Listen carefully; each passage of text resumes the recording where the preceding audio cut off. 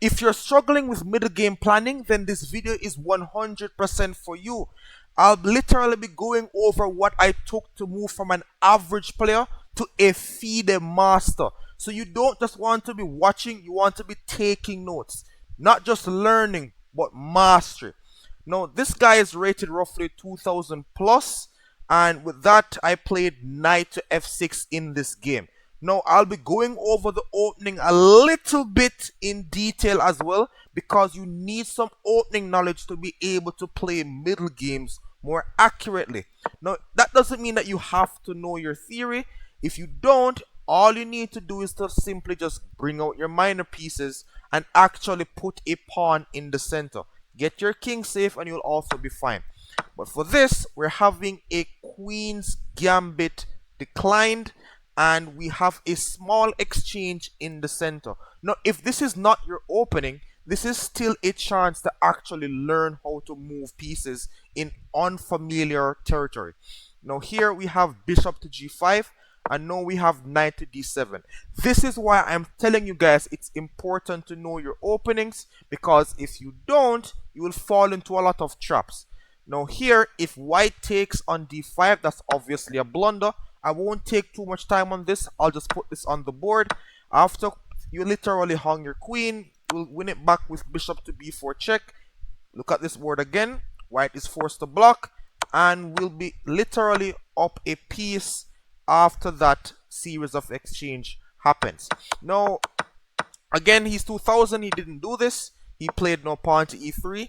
This is what we need to start doing if you're playing again with no theory, trying to get towards the middle game. Just get your pieces out, put a pawn in the center, get your king castled. Now, pawn to c6 is simply protecting the pawn. Now, that variation that I just showed you no longer works because he can put his king on e2. Now, after c6, again, we're just gearing up for the middle game. We now have bishop to d3. Realize that he's putting his pieces on active squares. I now placed my queen to h5. It's a very unorthodox move, but again, I knew what I was doing. We now have queen to c2, and now this move bishop to d6. Now, this is the first thing that you guys are going to take down. I'm even writing this down with you. Literally, get your pieces to the most active square possible when going towards the middle game. If I could have played bishop to e7, I could have, again, just played something passive, but you want to start to get them to active squares. That's one. The second one that you're going to write is the fact that you want them to be pointing towards the direction of your opponent's king. So if you think that they're going to castle on the king side, point the pieces towards the king. If they're going to castle on the queen side, you want your pieces over that queen side. Again, just take notes. We now have knight to e2, and now we simply castle. White castled, and yes, we now have the target lined up. Now, guys, again, this is super important.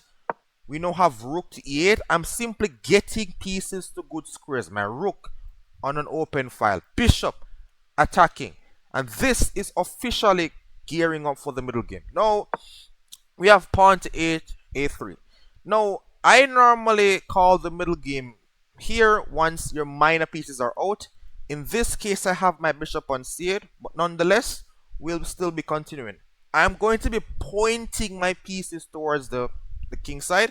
So we have this move, queen to c7. Now, this looks harmless at the start, but you guys need to start implementing this. Look at this. Queen to c7 is a deadly move. It says equal on the engine, but just watch. Bishop to f4. Now, the first thing again that you need to know when you're defending, I'll cover this in a separate video, is that you don't want to be pushing pawns around the side that you're weakest. If your king is there, don't push pawns unless forced. So he played bishop to f4. We now have takes, and rule number 3. You need to start getting pieces towards that king side. Get pieces towards that king side. So if I am here as black, I'm wondering how I can get my knight over there, my bishop, the other knight, the queen, the rook. The more pieces you have into the attack, the more likely that attack is going to work.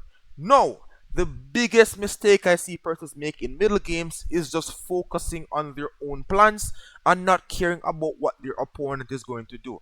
Now, obviously, I want to attack on that king side, but I played this move queen to d6 first.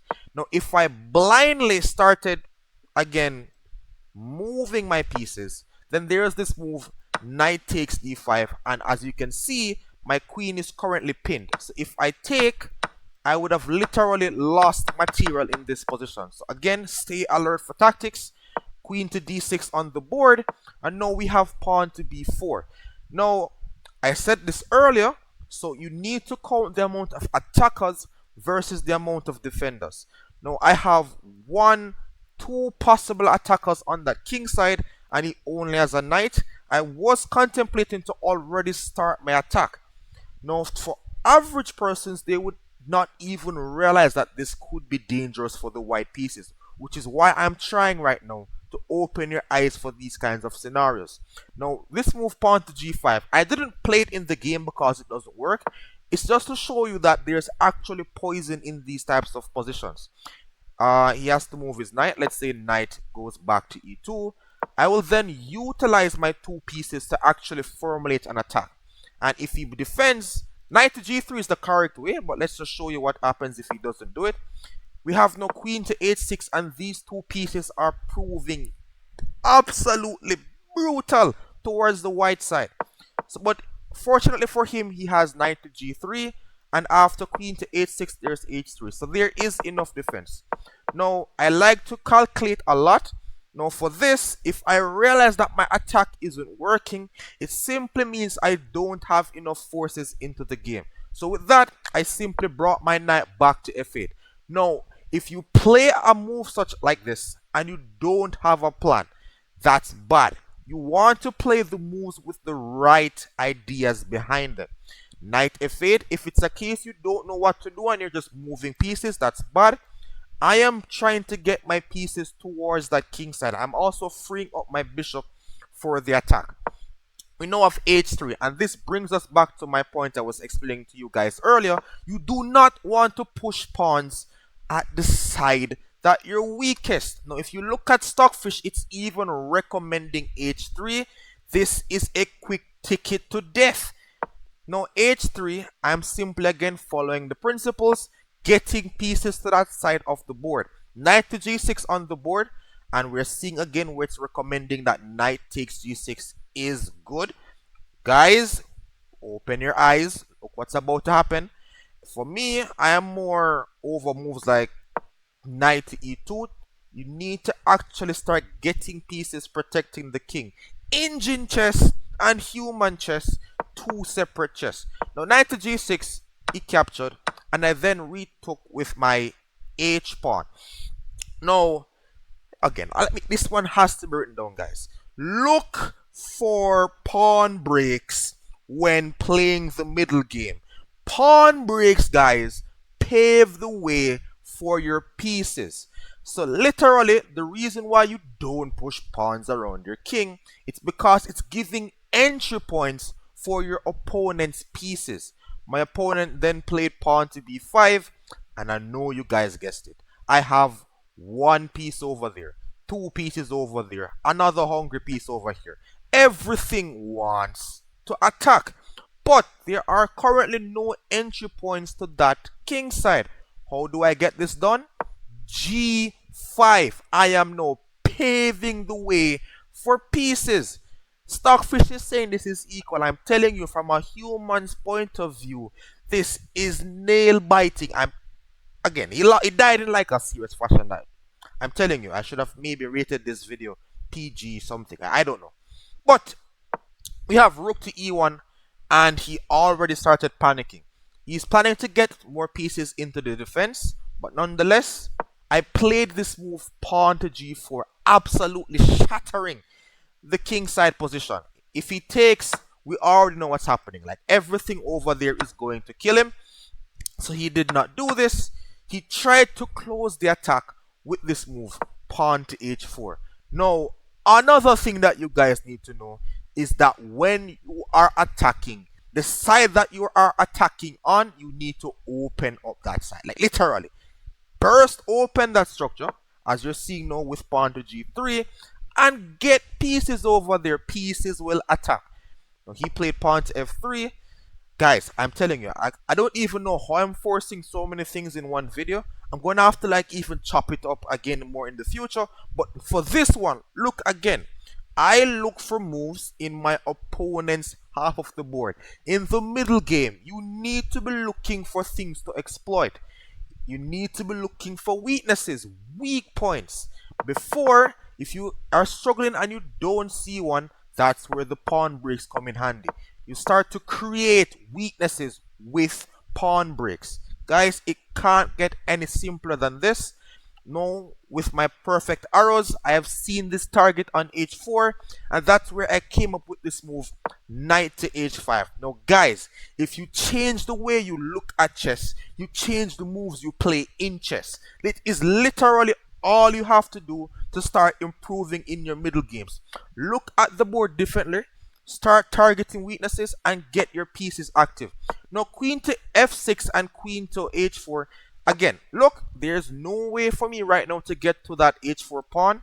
I then created the way. Knight to h5, incoming queen to f6. There's no way for white to stop this. He started to run with his king. As you can see, it's even the top recommended move by the engine. Queen to f6. And now king to e2. This is again another mistake I see a lot of persons make in the middle game, where they just get too materialistic. The first move you see in chess, it's normally good, but you always want to look for better. This pawn is free, but you need your pieces on the best possible squares. The difference between like an average player and a chess master is that he has mastered the fundamentals. He knows when and when not to break them. I have a knight on the edge of the board, a bishop undeveloped. I solved both of them with this move, knight to f4. Now again, you can realize that there is a free pawn hanging on h4 and it's not even in the top 3 moves. You need to actually understand the importance of piece activity. Knight to f4 on the board. If he went king to d2, then I would have taken another pawn with knight takes g2. So he went king to d1. I simply captured, and you guys could even guess my moves while I'm playing. I did not take the pawn on h4. I instead brought out another piece. Activity will give you material, so get your pieces to the best possible squares. Bishop f5, taking a tempo off the queen, and after queen to d2, then and only then I captured queen takes h4. Also notice that these rooks are now disconnected. In this position, if you took, his rooks are still connected, so it could get messy, but at the same time just keep it clean. Knight takes, and now bishop f5, and now we have the pawn off the board. White on the other hand is trying desperately for counterplay, so we have takes, and now knight a4. This is what the top guys are really good at, counterplay. Now he is down a pawn, yes, but he's then now trying to get his pieces to the best possible squares. I don't even know what else to tell you guys right now in terms of taking notes. If you're in the middle game, if this is a position you're still struggling with finding the best moves, remember what Raheem said. Improve the pieces. Get them to the best possible squares. Alright, rook to b8 on the board. This is how you guys want to think. If a piece is not doing work, give it work. You don't want any piece in chess to actually just sit doing nothing. If you're up a pawn but down a rook, like you're just not using your rook, then who is actually down material? Knight to c5, and I could even have like a pause the video moment, but no, you guys could actually just like pause and try to guess my moves here. You need piece optimization. If every single thing on the board is doing work and you're still not finding a way to crash through, this is again even a more advanced topic. Go for piece optimization.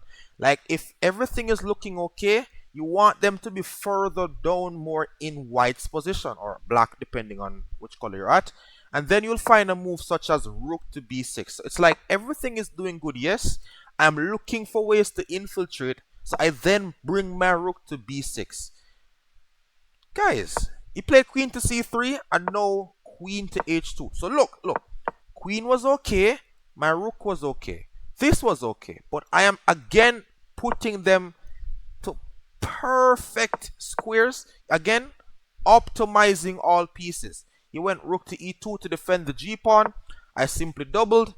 No, rook to c1, and again, you guys know it, I was threatening rook to b1, so he just played here to actually not let this come with tempo. And I'm threatening rook takes, and let's say he takes with the queen, then rook to b1. But yeah, I'm literally going to infiltrate on the background. Oops. So he played e4, trying to disconnect my bishop from my rook. I took, and he took back with the knight. If he took back with the pawn, that's obviously a pin, losing a piece. So he took with the knight, and then I need to actually again put more notes. Look for forcing moves when converting. So I'm looking for all my checks, my captures, my threats. Literally, rook takes c1 is an option. I played queen check first, and we're going to see why shortly. After taking on c1, then there's this move, queen takes d4. It's basically like cashing in. And after king to e1, you guys again know what is here. Forcing moves, guys. Forcing moves. And with that being said, bishop takes e4 was played, literally removing a key defender off the f2 square. So if you see rook takes, then that's obviously checkmate. He played pawn takes in the game, and I could even allow you guys to see into the future the death that is about to happen. After pawn takes e4, you need to look for a move in your opponent's half of the board, which is forcing. Queen check is one, but more, even better, is rook to b1. And I'm telling you, these moves will make your opponents crash out, quit chess, end their misery with brilliance. And after queen takes, you know what's happening, guys. That queen is off the board. But again, I really hope you guys took some notes for this video, and you could subscribe for more videos like this. See you again another time.